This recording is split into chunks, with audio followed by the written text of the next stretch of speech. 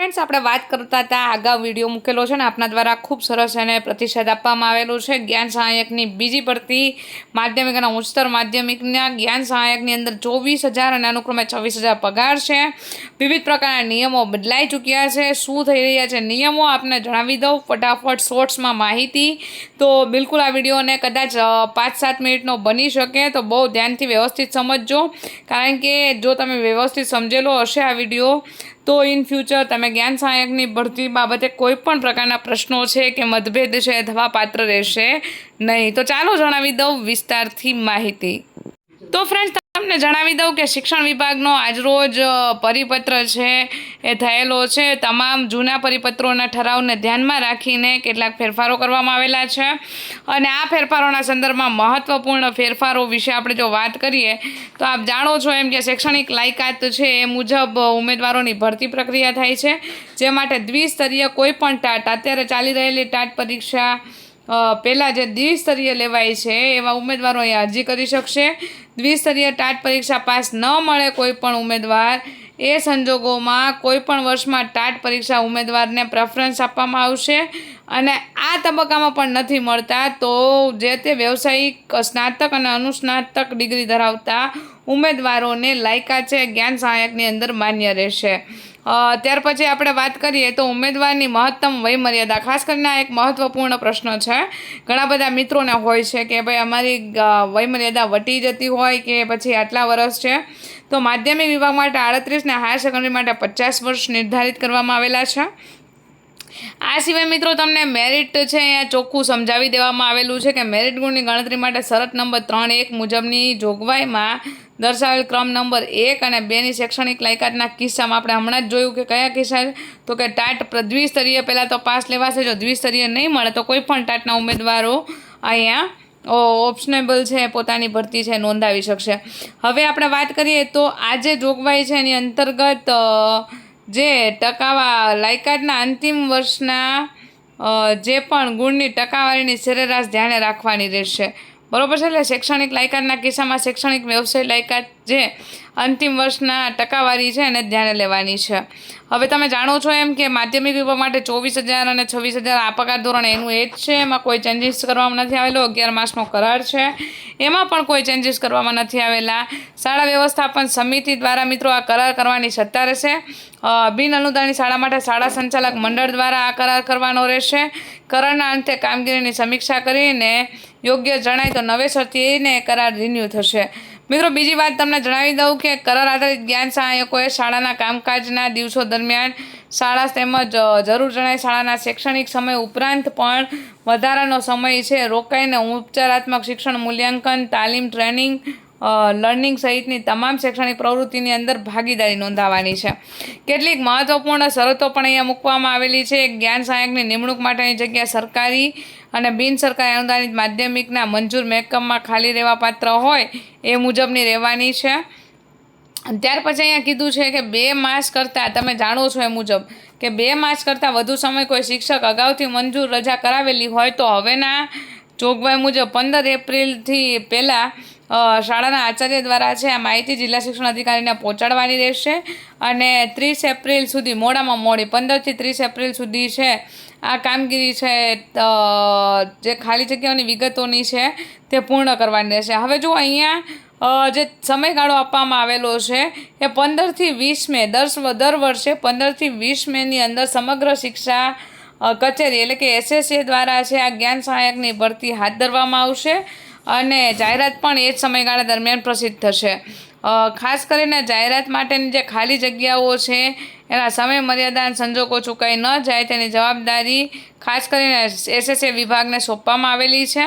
હવે વાત કરીએ આપણે તો આ જે કાર્યવાહી છે એના સંદર્ભમાં કેટલીક બીજી બાબતો કે જે દિવસો છે નક્કી કરવામાં આવેલા છે એ દિવસો બાદ એક યાદી તૈયાર કરવાની છે એમને જેટલી અરજીઓ આવે છે એ અરજીઓના સંદર્ભમાં.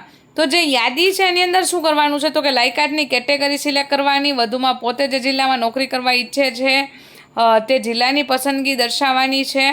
ત્યાર પછી આપણે વાત કરીએ તો દરેક જિલ્લા વાઇઝ કેટેગરી મુજબ મેં 3 લિસ્ટ તૈયાર કરવાના છે. જે તે જિલ્લામાં ઓનલાઈન માધ્યમથી મોકલી આપવાના રહેશે.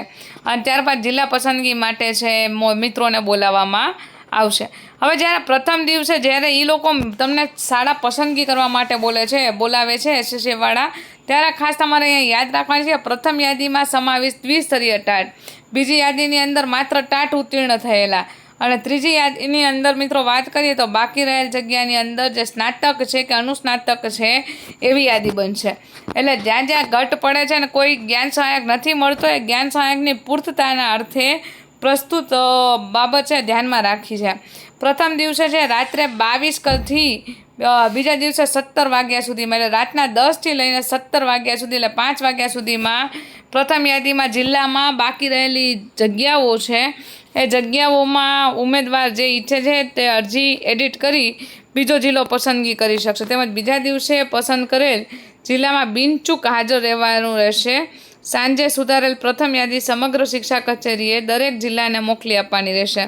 ત્રીજો દિવસ એમની માટે ફાળવવામાં આવેલો છે કે મેરિટ મુજબ સુધારેલી પ્રથમ યાદીના ઉમેદવારોને સ્થળ પસંદ કરવાની તક આપી અને પહેલેથી બનેલ બીજી યાદીના ઉમેદવારોને શાળા પસંદગી કરવાની રહેશે. ત્રીજો દિવસ છે મિત્રો રાખવામાં આવેલો છે શાળા પસંદગીની અંદર બાકી રહેલ પ્રથમ દ્વિતીય ઉમેદવારોને પૂર્ણ જિલ્લો બાદ બદલી શકે, તેમાં ચોથા દિવસે પસંદ કરેલ જિલ્લામાં બિનચૂક હાજર રહેવાનું રહેશે. સાંજે સુધારેલ પ્રથમ તેમજ દ્વિતીય ઉમેદવારની યાદી એસએસસીની કચેરી જિલ્લા લેવલે મોકલી દેવાની રહેશે. પાંચમો દિવસ છે મિત્રો અહીંયા રાખવામાં આવેલો છે જિલ્લામાં બાકી રહેલ સૌ પ્રથમ મેરિટ મુજબ સુધારેલી પ્રથમ યાદી, ત્યાર પછી સુધારેલી બીજી યાદી અને ત્રીજી યાદીના ઉમેદવારોને શાળા પસંદગી કરવાનો. અને છઠ્ઠા દિવસે 10 કલાકે થી 7મા દિવસે 10 કલાક સુધીમાં મિત્રો આ સમગ્ર પ્રક્રિયા પૂર્ણ કરવાની વિગત જણાવવામાં આવેલી છે. અને જો કદાચ આ પ્રક્રિયાની અંતે પણ બાકી રહે છે સંખ્યા, તો સમગ્ર પ્રક્રિયા પૂર્ણ થયા બાદ શાળા પસંદગીમાં બાકી રહેતા ઉમેદવારો અંતિમ કયા જિલ્લામાં વેઇટિંગ લિસ્ટમાં રહેવા માગે છે તે જિલ્લો પસંદ કરવાનો રહેશે. સમગ્ર શિક્ષાની કચેરીએ આ વેઇટિંગ લિસ્ટ ઓનલાઈન માધ્યમથી તમામ જિલ્લાને મોકલી આપવાનું રહેશે, તેમજ એમની વેબસાઇટ ઉપર પ્રસિદ્ધ કરવાનું રહેશે. હવે મિત્રો નવા કરારની પ્રક્રિયાઓ છે એમના સંદર્ભમાં વાત કરીએ તો જે તે સંતોષકારક કામગીરી લાગે છે તો રિન્યૂ કરવામાં આવે છે. જે સંતોષકારક કામગીરીનું પ્રમાણપત્ર જે જ્ઞાન સહાયક મેળવી શકતો નથી ત્યાર પછીના 1 વર્ષ સુધી તેમને જ્ઞાન સહાયક માટે અરજી કરવાની પાત્રતા છે તે ધરાવશે નહીં. એ પણ ખાસ યાદ રાખજો. જ્ઞાન સહાયકને અન્ય શાળામાં ફાળવવા માટેની પ્રક્રિયા, જો કોઈ પ્રસૂતિ રજા કે લાંબી રજા કે પર ગયેલ શિક્ષક પાછો ફરે છે એ અનુસંધાને શૈક્ષણિક વર્ષના અંત સુધીમાં અથવા શિક્ષક હાજર થયેથી 2માંથી જે વહેલું તે પહેલું હોય તેટલા સમય માટે જ્ઞાન સહાયકની નિમણૂક કરવાની રહેશે. સરકારી બિન અનુદાનિત માધ્યમિક અને ઉચ્ચતર માધ્યમિક વિભાગની વાત કરીએ તો જ્ઞાન સહાયકની જગ્યા પર નવી નિમણૂક ન આવે અથવા બદલી કે ફાજલ થયેલ નિમણૂક શિક્ષક ન આવે ત્યાં સુધી જ એમની કામગીરી રહેશે. અને જો કોઈ હાજર થશે તો જ્ઞાન સહાયકને છૂટા કરવાના રહેશે અને તેમનો સમાવેશ છે પાછો જિલ્લા પસંદગી પ્રતીક્ષા યાદીની અંદર કરવાનો રહેશે.